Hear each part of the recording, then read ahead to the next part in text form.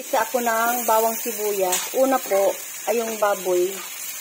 Ginisa ko muna siya hanggang sa medyo brown na siya. Saka ko nilagay yung bawang sibuyas, luya at kamatis. Yan. So, durog yung kamatis bago natin ilagay yung bunga ng malunggay. Ayan guys, durog na siya. Kaya lalagay ko na yung ating bunga ng malunggay. Ayan. So, yung bagoong natin, nilagyan ko na siya ng tubig. Ayan, isasabaw na natin. Tinansya ko na lang yan guys.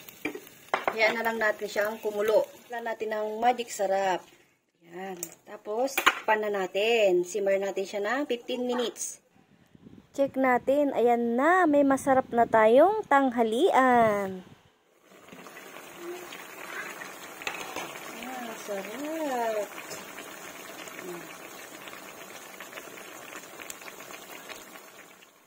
Thanks for watching. Pa-share naman po itong video na to. Bye!